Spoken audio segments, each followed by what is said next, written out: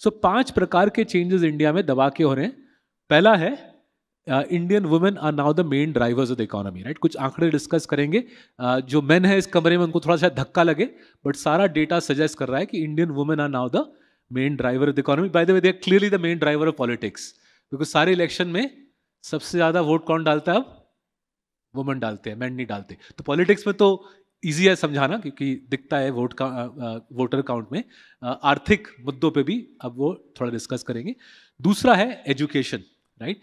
पहली बार इंडियन इतिहास में एलीट एजुकेशन प्राप्त करने वाले लोग, आईआईटी, आईआईएम और विदेशी पढ़ाई करने वाले लोग की डोमिनेंस बोर्ड रूम में घट गई है, राइट. साधारण ग्रेजुएट उभर के ऊपर आ रहा है.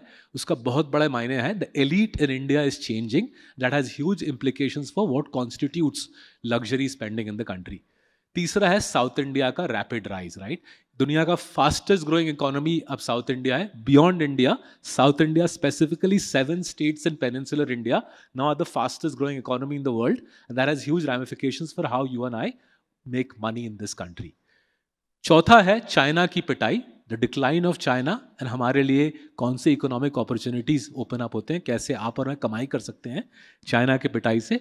और पांचवा मुद्दा outsourcing and the fact that सारे दुनिया का ऑफिस का काम, not just IT, finance, payroll, HR, admin, sales, marketing, ये सारा काम इंडिया आ रहा है. This is a massive economic boost to our country. ये बहुत सारा आप देखोगे, बहुत सारे इंडस्ट्रीज नए उभर के आएंगे इसकी वजह से.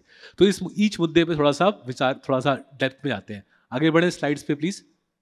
सो let's start with women. So कुछ हुआ ऐसे, राइट. डेटा पे फोकस करते हैं. 10 years ago was the first time 10 years ago was the first time that there were more girls in primary school in India than boys. I still remember that day because उस दिन अखबार का headline था, first time in India more girls in primary school than boys. 10 साल पहले ही आया, देख के बहुत खुशी हुई थी.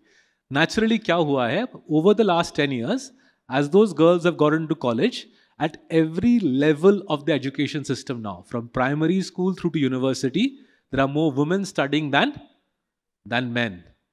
And the pass rates for women are far higher than the pass rates for men. अब इसका कंक्लूजन क्या है? स्किल्ड जो टैलेंट आ रही है एजुकेशन सिस्टम से बाहर, दैट्स डिस्प्रोपोर्शनेटली फीमेल. ठीक है. Now think of the structure of the Indian economy, right. 55% of the economy is services, hospitality, media, financial services, IT, जिसमें कोई ताकत की जरूरत नहीं है. मतलब किसी के पास ताकत है तो बढ़िया है, बट उसका मीडिया के क्षेत्र में या फाइनेंशियल सर्विस में दिमाग की जरूरत है, ताकत की जरूरत नहीं है. Secondly, our manufacturing which is 25%, 25% of our economy is manufacturing. वहां पर भी the bulk of it is दिमाग वाला manufacturing. IPhone, pharmaceuticals, light industrial manufacturing. The Indian economy does not actually have any space for brawn, right? Muscle strength की जरूरत नहीं है. तो इसका नतीजा क्या हो रहा है? जो because women are the majority of skilled workers now are women, factory के फोरमन का काम भी पुणे में अब लेडीज कर रहे हैं. There are all women shifts in both Noida, all women shifts in Manesar and all women shifts in Chakan and Pune, right? And as a result, the whole balance of employment is tilting in women's favor. Now, इस चीज का प्रमाण कहां से मिलता है? इस चीज का प्रमाण मिलता है रिजर्व बैंक ऑफ इंडिया के डेटा से. सो आरबीआई का डेटा लास्ट ईयर FY23 की बात कर रहा हूं, पहली बार आरबीआई का डेटा दर्शाने लगा that in urban areas, cities and urban areas, metropolitan areas, women have more money in their bank accounts than men. 1 के ऊपर का रेशियो, मतलब वुमेन के बैंक अकाउंट्स में मेन के मुकाबले पहली बार इंडिया के इतिहास में पैसा है. ठीक है. तो पहली बार ऑनेस्टली जब मैंने ये चार्ट देखा, हमारी जो इकोनॉमिस्ट है नंदिता, मैंने बोला नंदिता ठीक है ये बढ़िया है, बट श्योरली वुमेन के अकाउंट शायद कम होंगे, वुमेन के अकाउंट शायद कम होंगे, इसलिए उनके पास ज्यादा पैसा है. And guess what the data shows, women have more bank accounts than men. तो बैंक अकाउंट्स भी लेडीज के पास ज्यादा, पैसे भी उनके पास ज्यादा. अब इसका नतीजा क्या? किसी बैंक मैनेजर से पूछिएगा किसको लोन देना है, वुमेन को लोन देना है, क्योंकि delinquency rates, NPA rates women का मेन के मुकाबले आधा है. Right. Now how do you and I want to make money from this? Right. What will happen is increasingly as women decide where money will be spent, पैसा उन्हीं का है, वही डिसाइड करेंगे ना. जहां पे वुमेन का खर्चे का आइटम है वो वाला category blast through the roof करेगा. राइट. सो हमारे पोर्टफोलियो में कई जगहें हैं जहां पे हमने लेडीज सेंट्रिक कंपनीज में पैसा लगाया है। अगर आपको और स्टॉक्स की ऐसी खबर है बताइएगा, हमारी इच्छा है और स्टॉक्स में पैसा लगाया जाए where women pull the trigger, because this is the rising force in Indian life. Unless Indian men start getting their act together in education, उनका ईरा broadly खत्म हो रहा है. And this is the first big change, right? Massive change in Indian life because women are pulling away. And you can go into the villages of India, you'll see this even more clearly. बच्चे WhatsApp पता नहीं कुछ कर रहे हैं, लड़के कुछ WhatsApp पे कर रहे हैं, लड़कियां तोड़ फोड़ करके आगे निकल जा रही है, राइट? इससे कुछ दूसरे पंगे होंगे, वो कभी और शायद TV9 के दूसरे चैनल्स डिस्कस करेंगे. वो मेरा हेडेक नहीं है, मेरा काम है पैसा कमाना इससे. ठीक है, आगे चलते हैं, राइट? सेकंड मुद्दा, अब आते हैं, ये एलीट बदल रहा है. You know what constituted elite in India, पूरा आपके मेरे सामने बदल रहा है, राइट? सो हमने क्या किया, हमने इंडिया के निफ्टी 50 कंपनीज के सारे बोर्ड डायरेक्टर्स के नाम निकाले, उनकी एजुकेशनल बैकग्राउंड निकाली.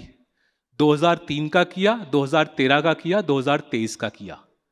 एंड ताज्जुब होगा आपको सुन के कि पहली बार 2023 में, पहली बार, first time in Indian history, in 2023 the majority of the directors of the Nifty 50 companies were neither IIM nor IIT nor foreign educated.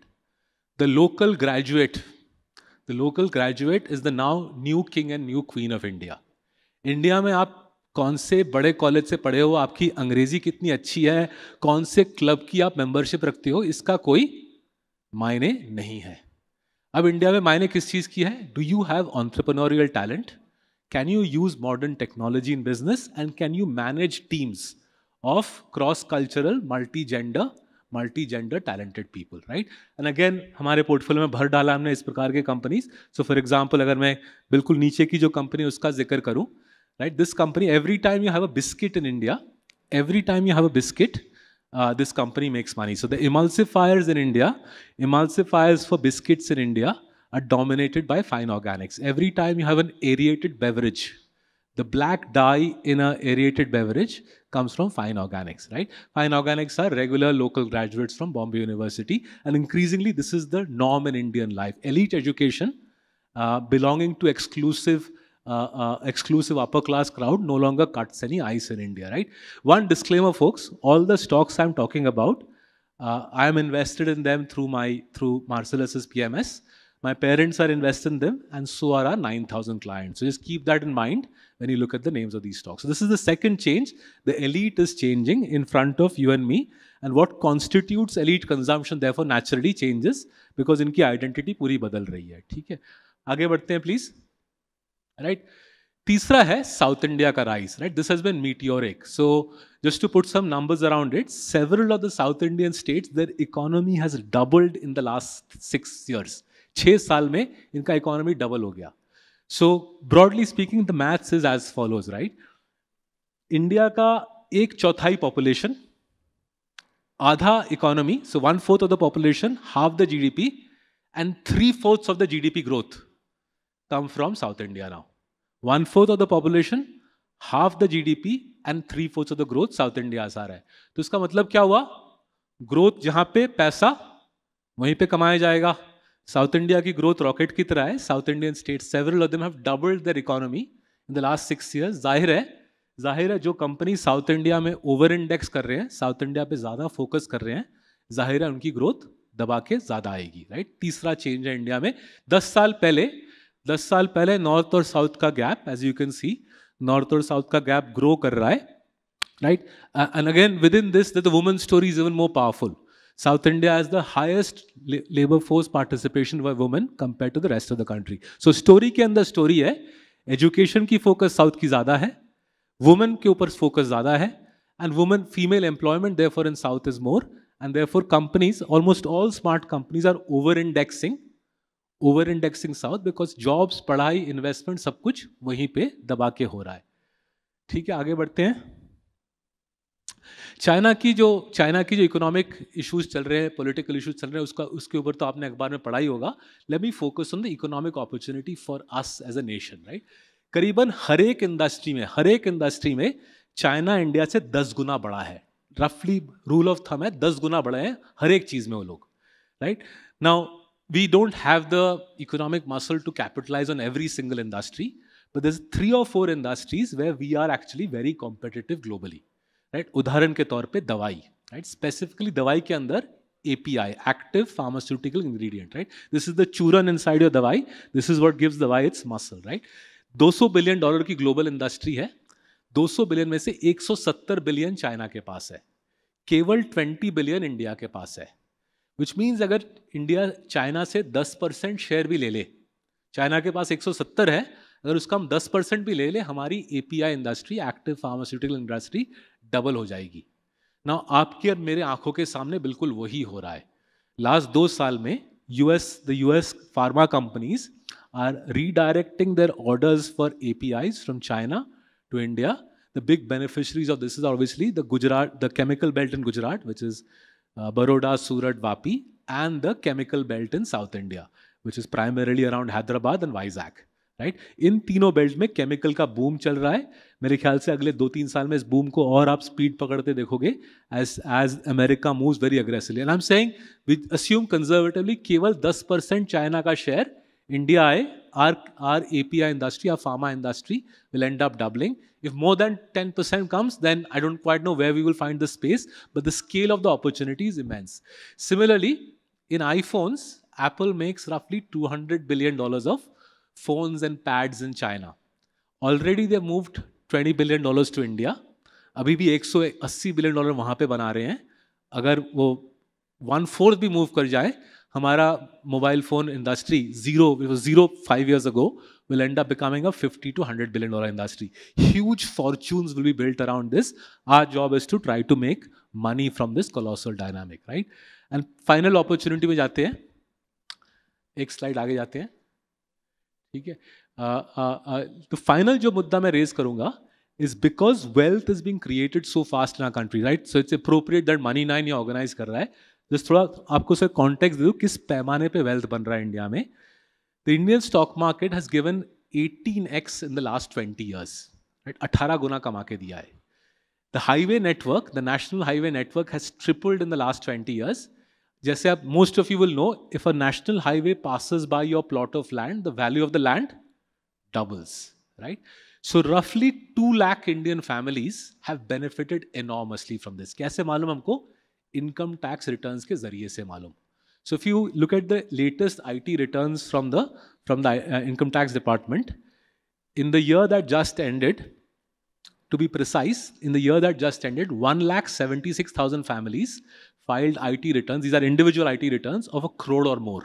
ठीक है, 1,76,000 families ने 1 crore के ऊपर individual income tax returns file की. This number has doubled in the last 4 years. 4 साल में number double हो गया है. ठीक है.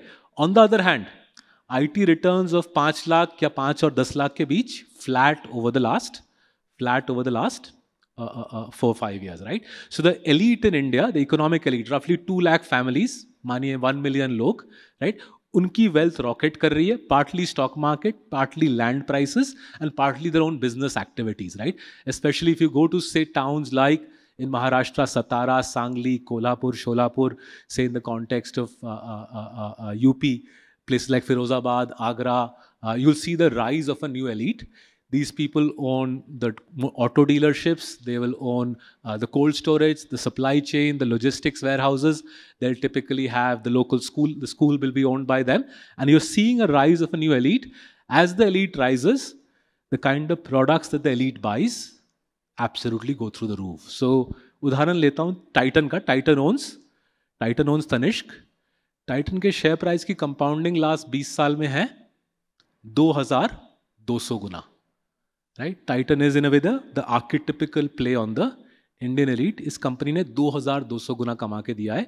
जो टाइटन के रिजल्ट्स से वाकिफ होगा, आप देखोगे प्रिटी मच हर क्वार्टर 25% से प्रॉफिट भागती है इनकी. और ये सिर्फ ज्वेलरी नहीं बनाते, अब वो साड़ीज़ भी बनाते हैं. महंगी साड़ीज़ 20,000-30,000 रुपए की साड़ीज़ बेचते हैं to the Indian elite. Largest eyewear chain, the largest sari chain, and now the largest online jewellery retailing business as well. Online jewellery retailing की एक्चुअली 50% से ग्रो करती है. सो ये नया एक डायमेंशन है इंडिया का. Super rich people, not 4-5, not छोटे छोटे एनक्लेव्स लाइक ग्रेटर कैलाश और पेडर रोड में, बड़े पैमाने पे करीबन 200,000 super rich families buying some of the most expensive products in the world at a rapid rate, right? So this is why India is changing. It's no longer the country जहाँ पे आप बोलोगे कि थोड़ा कमा लेंगे, थोड़ा ग्रो कर लेंगे, बड़े स्केल पे बड़ा कंपाउंडिंग हो रहा है. Thank you very much to Money9 for this opportunity to lay out these changes to you. Thank you so much. Thank you so much, Saurabh.